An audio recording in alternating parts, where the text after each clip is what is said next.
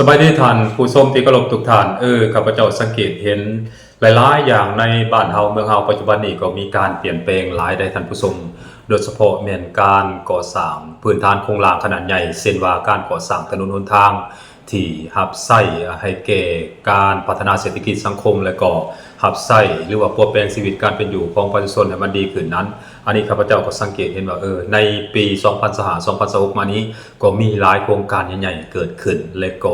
ปรากฏว่าเป็นรูปธรรมหลายขึ้นท่านผู้ชมอันนั้นอันนึงอันที่2มาสิ่งที่ข้าพเจ้าสังเกตเห็นมีการเปลี่ยนแปลงอย่างชัดเจนนั่นก็คือการกวดกาเวียกงานกวดกากวดสอบเวียกงานตัดสินอีหยังต่างๆนี่ข้าพเจ้าสังเกตเห็นว่าในระยะปี2025-2026มานี้ก็เปลี่ยนแปลงหลายได้ท่านผู้ชมโดยเฉพาะก็แม่นได้มีการจับกุมคุมขังพนักงานรัฐกรอีหยังต่างๆนี่นะที่เฮ็ดหน้าที่ในการสอราชบังหลวงการแสวงหาผลประโยชน์ส่วนตัวการเอาของรัฐมาเป็นของส่วนตัวการช่วยใช้หน้าที่ตำแหน่งอีหยังต่างๆนี่บ่ว่าจะเป็นการตั้งกลุ่มตั้งก้อนเพื่อเคลื่อนไหวที่ผิดกฎหมายอีหยังต่างๆนี่นะก็ปรากฏเห็นว่ามีการจับกุมคุมขังแล้วก็มีการดำเนินคดีกันหลายขึ้นในท่านผู้ชมซึ่งสิ่งนี้ข้าพเจ้าก็คิดว่ามันก็เป็นสัญญาณที่ดีได้ในการเฮ็ดให้ประเทศลาวของพวกเฮานั้นกลายเป็นประเทศที่อิหยังเขาเรียกว่าปราศจากการคอร์รัปชันหรือว่าจะเฮ็ดให้อัตราการคอร์รัปชันอยู่ในสังคมลาวของพวกเฮานั้นนับลดน้อยถอยลงโดยเฉพาะแม่นอยู่ในภาครัฐของพวกเฮานี่นะซึ่งในแต่ละปีนั้นก็ได้มีการประกาศออกมาเรื่อยๆว่าการคอร์รัปชันการสอราชบังหลวงในภาครัฐของพวกเฮานี้เฮ็ดให้เกิดความเสียหายหลายได้ท่านผู้ชมในแต่ละปีนั้นซึ่งงบประมาณตัวนี้มันควรที่จะเอาลงไปใส่ในการก่อสร้างพื้นฐานโครงสร้างหรือว่าการสร้างการสาการพัฒนาประเทศแต่ว่าผัดว่าถือกลุ่มคนหรือว่าคนจำนวนหนึ่งนั้นเอาไปใส่หรือว่ายักยอกเอาไปเป็นทรัพย์สินของตัวเองและข้าพเจ้าคิดว่าควรมีมาตรการเด็ดขาดในการปราบปรามกลุ่มที่ช่วยใช้หน้าที่ตำแหน่งหรือว่าสอราชบังหลวงนี่ให้มันเด็ดขาดแบบเดียวกับประเทศเวียดนามประเทศจีนเขาเฮ็ดนี่นะท่านผู้ชมควรเอาตัวนี้และข้าพเจ้าคิดว่าในปี2026มานี้ก็มีตัวอย่างหลายตัวอย่างเนาะให้พวกเราเห็นแล้วก็เฮ็ดให้ประชาชนลาวบรรดาเผ่านี้ก็คิดว่าหลายๆคนก็น่าจะคิดแบบเดียวกับข้าพเจ้านี่แหละก็แสดงความสมเชยเนาะแสดงความสมเชยที่ภาคส่วนที่เกี่ยวข้องบ่ว่าจะเป็นพนักงานทหารตำรวจนี่อัยการศาลอีหยังต่างๆนี่ก็ได้ปฏิบัติหน้าที่ของตนเองนั้นอย่างเคร่งครัดในระยะหลังๆมานี้คือได้มีการจับกุมคุมขังได้มีการดำเนินคดีแล้วก็ได้มีการตัดสินเนาะใส่โทษนับตั้งแต่พนักงานอาสาสมัครจนไปฮอดว่าระดับหัวหน้ากรมอันนี้ก็มีทั้งผู้ที่ยังอยู่ในตำแหน่งก็มีเนาะแล้วก็มีทั้งผู้ที่เขารับเงินอุดหนุนบำนาญก็ดีเนาะก็ถูกคดีไปตามๆกันหลายๆคนเนาะเมื่อประกาศเพื่อประกาศรายชื่อออกมานะหลายๆคนก็แปลกใจมันมีถึงขนาดนี้บ่เนาะมีถึงขั้นว่าระดับกรรมการพักแขวงระดับหัวหน้ากรมอีหยังต่างๆนี่มันก็มีเนาะอย่าบอกมันเป็นอันนั้นนี่พร้อมทั้งนั้นก็ยังมีทางต่างประเทศโดยเฉพาะแม่นไทยนี่นะเนาะก็มีส่วนเกี่ยวกับการสอราชบังหลวงการคอร์รัปชันอยู่ในประเทศลาวของพวกเฮาแล้วก็ได้มีการปรับไม้ใช้โทษคือดังที่ข้าพเจ้าเว้ามาเนี่ยเนาะได้มีการปรับไม้ใช้โทษได้มีการจับกุมคุมขังตัดลงโทษตัดอิสรภาพตลอดชีวิตก็มีเด้อันนี้ก็ชมเชยเนาะถือว่าเป็นไปหน้าใหม่ของวงการหรือว่าขององค์การยุติธรรมของบ้านเฮาเนาะในนั้นได้ข้าพเจ้าคิดว่าพวกเฮาควรรักษาเขาเอิ้นว่าบทบาทตัวนี้ไว้ต่อไปเนาะคือว่ารักษาผลงานตัวนี้ไว้ต่อไปปีหน้าก็ควรมีแบบนี้เนาะให้มีการกวดสอบกวดก้าให้มีการจับกุมคุมขังมีการปรับไม้ใช้โทษมีการยึดทรัพย์ที่พวกเขาจะเอาไปนะเอากลับคืนมาเป็นของหลวงเนาะให้ได้หลายที่สุดเท่าที่จะเป็นไปได้เพราะว่าเงินพวกนี้มันควรเอามาใช้ในการก่อสร้างพื้นฐานของลางรับใช้ให้แก่ชีวิตการเป็นอยู่ของประชาชนลาวบรรดาเผ่านั้นให้มันดีขึ้นอันนึงข้าพเจ้าคิดว่ารัฐเฮาโดยเฉพาะแม่นภาคส่วนที่เกี่ยวข้องนะควรดำเนินเนาะสิ่งที่ดีแล้วนี่นะสิ่งที่เฮ็ดดีอยู่แล้วนี่นะให้ดำเนินต่อไปเนาะบ่อยากให้ลดละบ่อยากให้ท้อถอยบ่อยากให้เห็นแก่ค่าจ้างสินบนหรือว่าการซื้อจ้างจอบอ้อยสัวข้าวนะจากหนักมาเป็นเบาอีหยังประมาณนี้ก็บ่อยากให้มันเกิดขึ้นเนาะอันนั้นคือสิ่งนึงและสำหรับสิ่งที่ข้าพเจ้าอยากเว้าอีกอันนึงก็คือเนาะข้าพเจ้าคิดว่าถ้าว่าอยากให้เวียกงานกวดกากวดสอบเวียกงานจับกุมคุมขังปราบปรามพวกที่สอราชบังหลวงนี้ให้มันมีประสิทธิภาพหรือว่ามันได้ผลหลายขึ้นไปกว่านั้น1คือพวกเราต้องประกาศใส่กฎหมายอย่างเคร่งครัดอย่างเข้มงวดแบบเด็ดขาดว่าง่ายเนาะถ้าว่า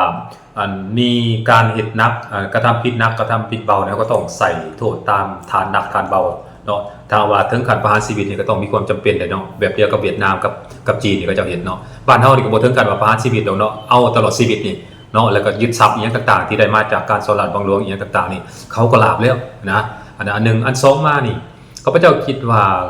การเขาเอิ้นว่าการสืบสวนสอบสวนการเก็บข้อมูลอีหยังต่างๆเกี่ยวกับ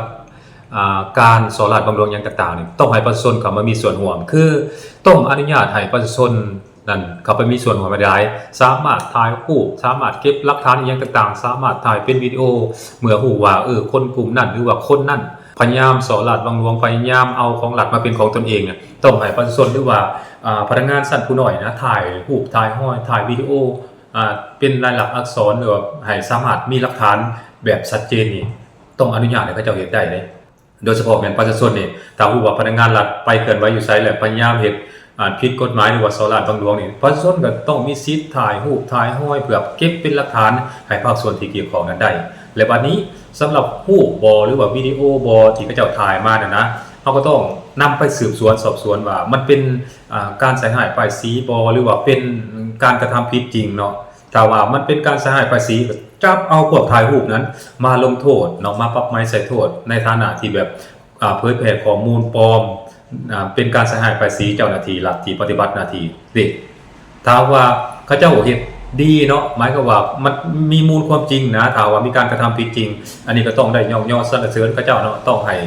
เขาเอิ้นว่าของขวัญรางวัลเนาะเพื่อจูงใจเด็กเพื่อจูงใจให้เขาเจ้านี่สวยเป็นหูเป็นตาแก่เจ้าหน้าที่รัฐหลายขึ้นเด็กมันเป็นในนั้นได้ข้าพเจ้าคิดว่าพวกเฮาบ่ควรย้านว่าพวกเจ้าใส่ร้ายป้ายสีนั่นนั่นนี่เพราะว่าเบอร์โทรศัพท์แต่ละเบอร์นี่นะเบอร์โทรศัพท์แต่ละเบอร์อินเทอร์เน็ตแต่ละสายนี่พนักงานรัฐเป็นผู้คุ้มครองหมดเนาะโดยเฉพาะแม่น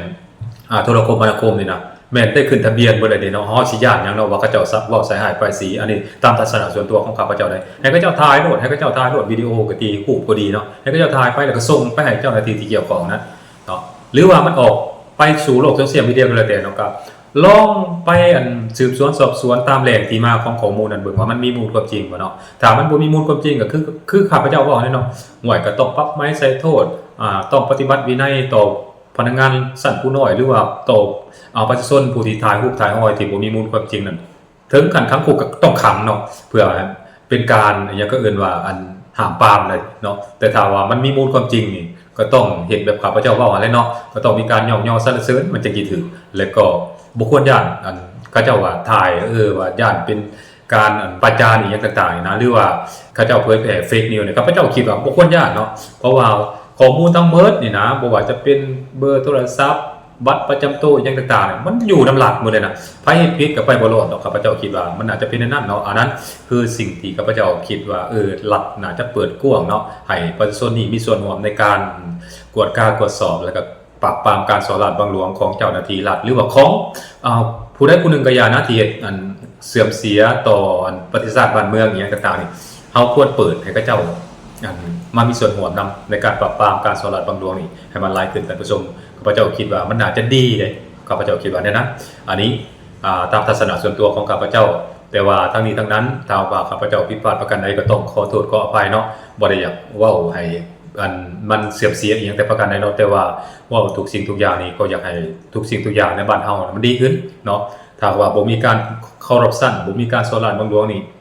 เงินมันก็จะไหลเข้างบประมาณหลายขึ้นเนาะมันก็จะสามารถนำเอาเงินเหล่านั้นไปปวกแปลงไปก่อสร้างพื้นฐานโครงสร้างรับใช้ให้แก่ชีวิตการเป็นอยู่ของประชาชนลาวบ่ดาเผานั้นมันก็ดีขึ้นเนาะพนักงานรัฐก็สิมีเงินเดือนเพิ่มขึ้นเด้เพราะว่ามันมีเงินไหลเข้ามาหลายขึ้นนั่นเด้อันนี้มันเป็นตองโสเลยเนาะผลกระทบมันเป็นตองโสเนาะถ้าว่ามีการยักยอกทรัพย์มีการสลัดบังหลวงแน่นอนแล้วมันก็เงินจะไปสร้างไปสร้างไปพัฒนาเนี่ยมันก็บ่มีเนาะเงินเดือนพนักงานรัฐมันก็สิอยู่แป๊ดๆเนาะคือเก่านะมันสิเป็นนั่นน่ะนะข้าพเจ้าคิดว่าเนาะ